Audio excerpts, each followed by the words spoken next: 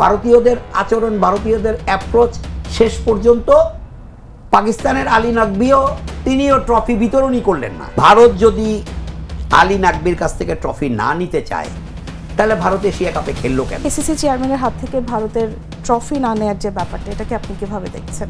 Final মানেই হচ্ছে trophy জয়ের মানদণ্ড যাচাইয়ের লড়াই, শ্রেষ্ঠত্বের লড়াই। সেই ফাইনাল শেষে একটা বড় আকর্ষণীয় ইভেন্ট থাকে, পুরস্কার বিতরণী পর্ব। সেই পুরস্কার বিতরণ পর্ব যদি না হয়, একটা দল যদি ট্রফি, সে ধরেন আমি খেললাম, আমার অপোজিশনের সঙ্গে জিতলাম, কিন্তু আমি বলে দিলাম যে আমি অমুকের কাছ থেকে ট্রফিটা নেব না, তাহলে তো আর আমার এই টুর্নামেন্টটা খেলাই কেমন হয়ে গেল।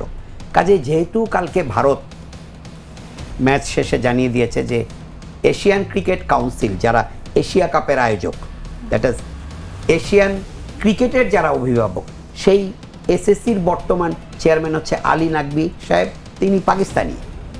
তার হাত থেকে ভারতীয়রা ট্রফি নেবে না।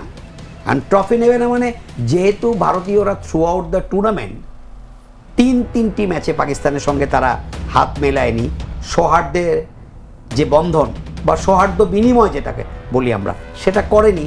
কাজেই ভারতীয়রা কি করে আলী নাকবির কাছ থেকে ট্রফি নেয়?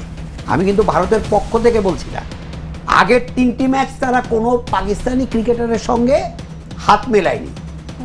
তো ফাইনাল শেষে সেই পাকিস্তানের ক্রিকেট বোর্ডের প্রেসিডেন্ট, যিনি এখন এসিসিরও প্রেসিডেন্ট, তার হাত থেকে কিভাবে ট্রফি দেয়? এটা কিন্তু ভারতীয়রা শেষ পর্যন্ত নিজেদের মুখ রক্ষার জন্যই ট্রফিটা আসলে নেয়নি।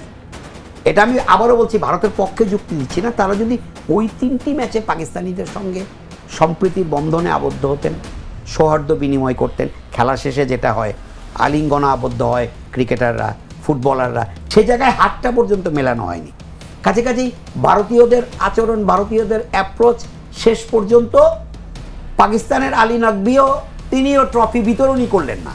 কাজেই দুদিক থেকেই আমার মনে হয় শেষ পর্যন্ত ওই আমরা বলি যে শোধবাদ, মানে ভারতীয়দের নেগেটিভ অ্যাপ্রোচ ছিল through out the tournament against Pakistan. টুর্নামেন্টে যখন ট্রফি বিতরণ নিয়েও এইরকম ঝামেলা বাঁধে এবং একটা দল আরেকটা দলের সঙ্গে 3বার খেলতে নেমে সৌহার্দ্য বিনিময় করে না, আমি বলবো যে গায়ে অনেক দাগ, কালো দাগ পড়ে গেছে।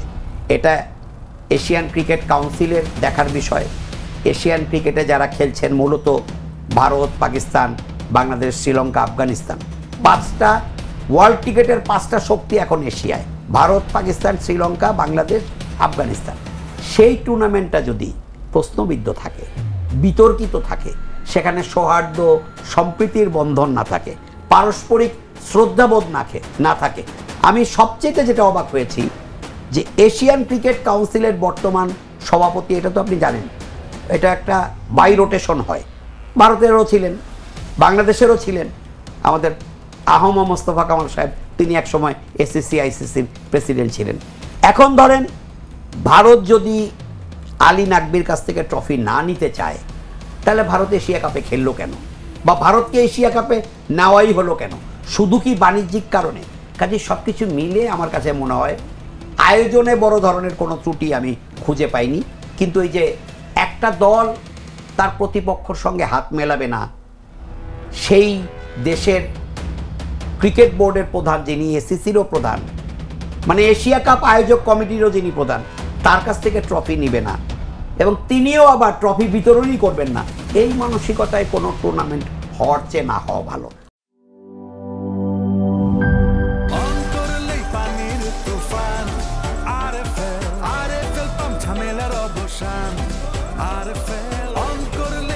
আরএফএল পাম্পে ব্যবহৃত হয়েছে 100% কপার তারের কয়েল ও মসৃণ ব্রাস ইম্পেলার, যা নিশ্চিত করে সর্বোচ্চ পানির flow. RFL water pump, on করলেই পানির তুফান।